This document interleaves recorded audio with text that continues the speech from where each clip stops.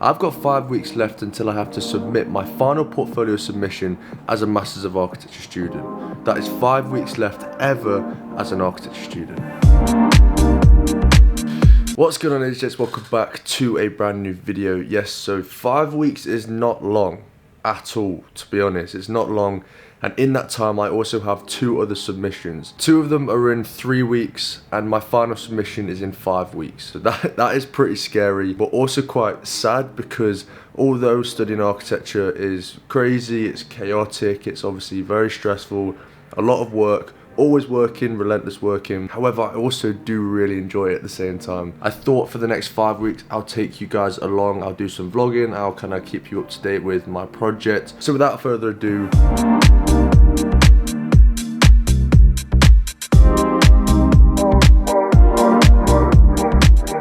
so because I have 3 modules running at once and I've got all of the submissions approaching pretty quickly, I'm having to plan out each day to be able to focus on each module. So today is strategic report day. So I'm currently writing up the planning policy of the Antwerp port. Honestly, it's nothing really very exciting. This is just a document with all the text that I'm writing, and then I'm doing everything in InDesign to put together pretty much a document with all this information. So as you can see here, it's just basically just a load of research, background research, and the kind of legal framework of my project. I mean, some of you out there might find that kind of stuff, the legal, the planning, all of that kind of stuff more interesting. Personally, for me, it's not where I find my work exciting, so I'm not going to be talking about it too much, but it needs to be done. And this is one good thing about second year Masters of Architecture. You do start thinking about planning, fire and key stakeholders, procurement, CDM, all of that good stuff that normally happens in the real world, but we don't normally cover at architecture school. You get to cover that in Masters. So for the majority of today, probably up to about 5 o'clock this evening, I'm going to be focusing on the strategic report. And then this evening, I'm going to shift over to my design studio work, as tomorrow is my final design studio tutorial. So I want to kind of make the most of that by having things prepared.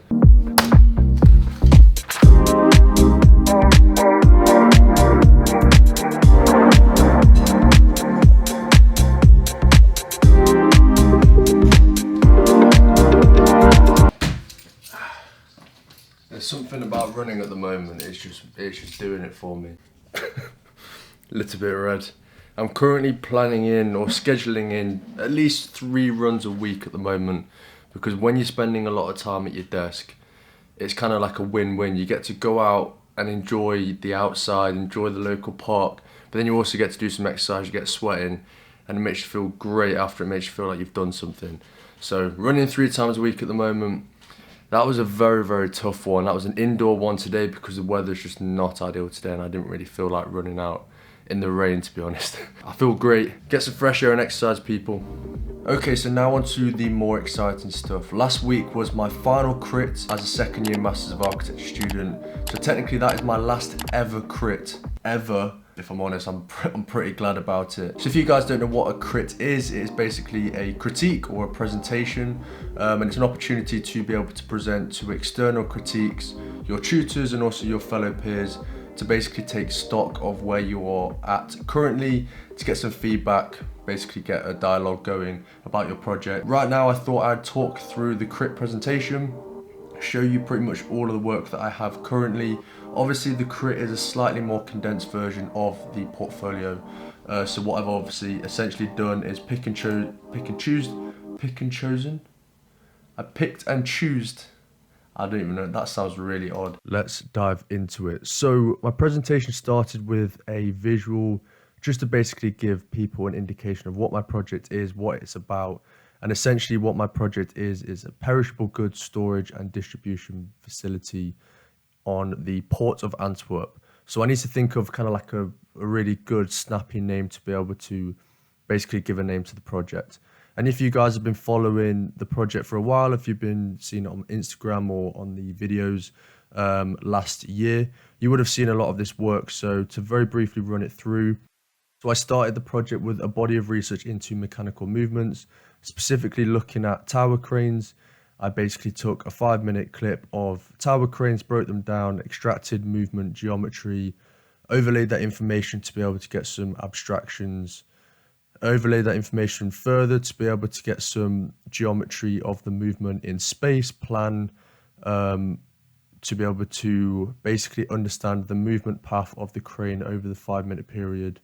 And I express that in this model, which explores the movement path in space, framing coordinates, full rotation, counterweights, and it also expresses the kind of tectonic nature of a crane and how they operate based on counterweights.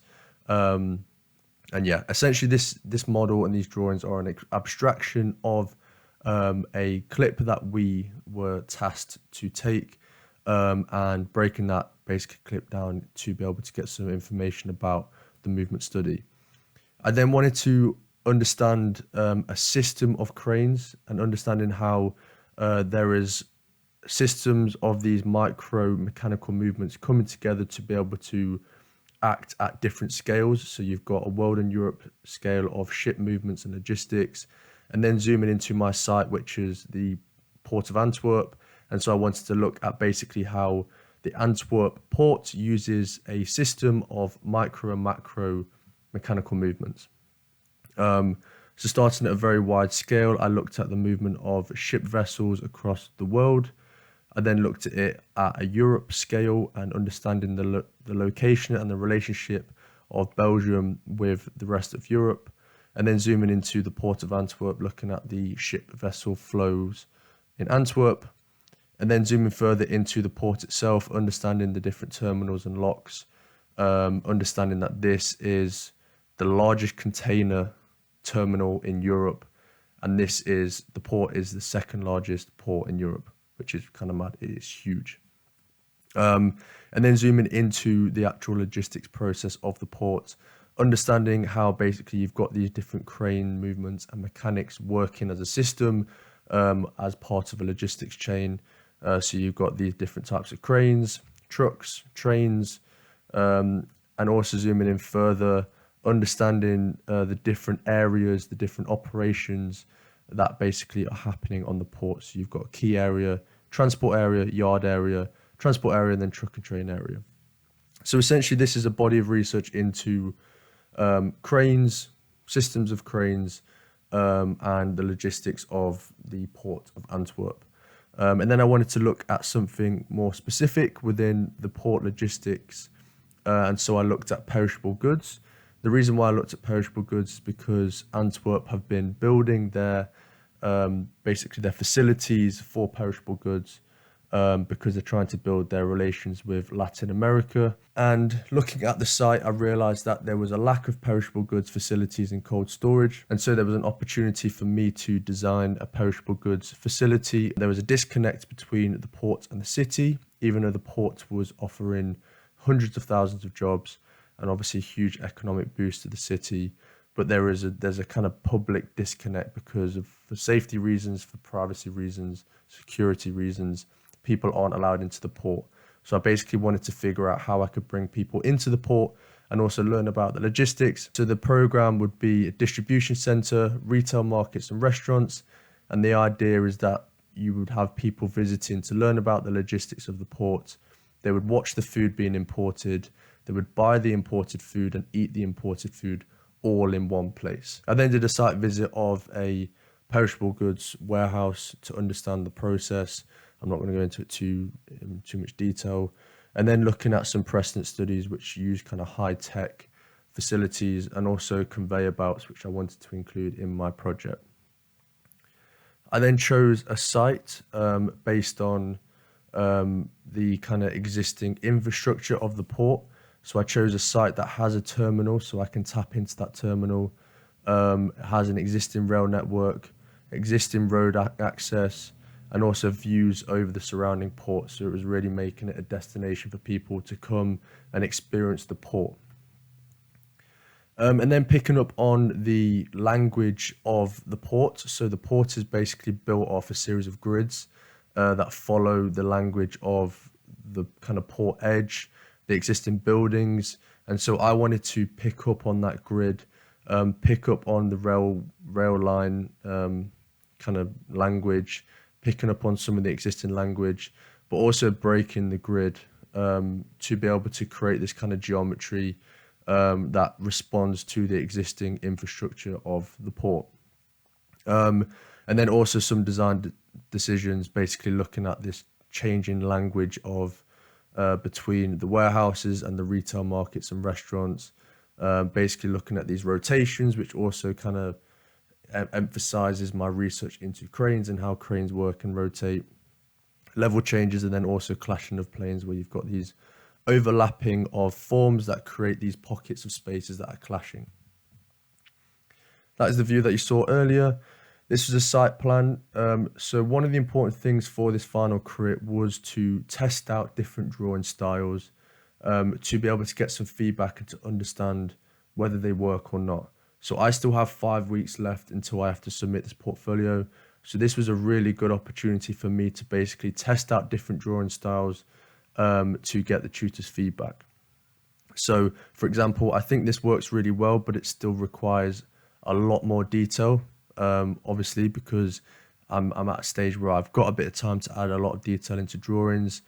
For example, this site plan here, I tried to add these hatches, but I don't think they quite work. I think the shadows are a little bit too harsh, and I don't think it's as easy as it should be able to read the site plan. This view here, I think, needs a lot more detail, but it kind of gives you the gist of the program and the building in response to the port front and the kind of the yard, the container yards, the ships and everything. And then in the floor plan, you can see here that basically what I've done, I've designed the building to be able to have this really linear warehouse structure, but then this markets and restaurants that basically are breaking this logistics process and basically literally showing that in the building by it striking through the warehouses. And at these points where these spaces are clashing, you can look down into the packing zone. So whilst you're eating and buying goods, you can look down at the distribution of goods. So you kind of got these interactions of spaces that you wouldn't normally have. You wouldn't normally be eating food in a warehouse, or you wouldn't be buying food whilst some of the warehouse goods are being stored. So the idea, you've got this kind of juxtaposition of spaces, and that is being heavily emphasized in the floor plan. So the idea is you've got goods coming into the building, they're then stored, they then go into a packing zone which has kind of high-tech stuff with conveyor belts. The conveyor belts then package all the goods into smaller packaging. They then go back into pallets to then be distributed off to supermarkets. And at this point here where the markets clash, some of the conveyor belts will lead into the markets, to be able to basically, when someone comes along to buy a good, the good will come up on a conveyor belt from the warehouse and basically land at one of the markets. These are some test internal visuals. I'm not so keen. This is a section to show this kind of linear process of the storage. And then this shows the conveyor belt kind of area here, and you've got the markets running along there. But the idea is you can see all of these kind of conveyor belts overlapping and picking up on this geometry that I've generated in my design. This floor plan needs a lot more work, so I'm going to skip through that. This is an axo to show this clashing of spaces. So as you can see here, this is all the storage. You've got all the conveyor belts that are in red, and this will basically be food markets running up here. And then this here indicates that, so these will all be markets. So once again, these are very, very rough drawings just to show for a presentation. They need a lot more detail. Obviously, they need a lot more activity because there's no people at the moment in them. There's nothing actually going on. It's simply just essentially a film set at the moment, which I need to work into. But the basically is to show what's going on in these spaces. You've got these viewing platforms down into these packing zones. These are the packing zones again. And then once again, these will be the markets, and you've got these kind of pathways running down with these views into the markets. And then another important aspect of the port is that people are coming obviously to visit, to look at the port and look at what's going on with the logistics. And so this will be basically a restaurant with people eating and looking out over the port where they can literally see their goods being imported into the building, which I think is quite a cool kind of thing to think about, that you can literally watch your apple or your meal coming in, getting stored and then distributed into the restaurant, in which you can buy and eat and watch the whole process. And this also just demonstrates the language of the building. So you've got these horizontal kind of cladding system, which is a solar shading system to keep the internal spaces cool, because obviously the warehouses are pretty much refrigerators. And then the clashing, where you've got this geometry striking through the building, I've gone for a vertical language, so you've got this kind of contrasting language. And then this was just some structure stuff to be able to show the steel truss system, and then you've got a timber truss structure. So the idea is you've got these contrasting in materiality, and then also just showing this elevation where you can see the language changing and the kind of shadows that it generates, and then also looking at some of the detailing and how the cladding would actually operate. So that is the project currently. There is still a lot to be done, but the good thing is I've got 5 weeks today. The submission, no, 5 weeks yesterday, sorry. Getting ahead of myself there. So there's still plenty of time to work on it. And for the next 5 weeks, well, for the next 2 weeks, I need to focus on my strategic report and tech. And then for the final 3 weeks, I'll be full blown, just drawings, basically trying to communicate my building as best as I possibly can, and to communicate the narrative as best as possible. Because currently I've fleshed out the kind of the architectural qualities of the building, but I need to flesh out the activities, what's actually going on in these spaces, and really emphasize that, really demonstrate that in my project narrative. So I've done enough talking for tonight. For tonight, my throat is a little bit sore. I'll catch you guys in the morning.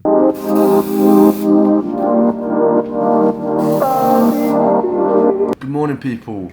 Today is a busy day. There's a lot to get done, which is probably something I'm going to say every day now for the next 5 weeks, but that's architecture and that is what I've signed myself up for.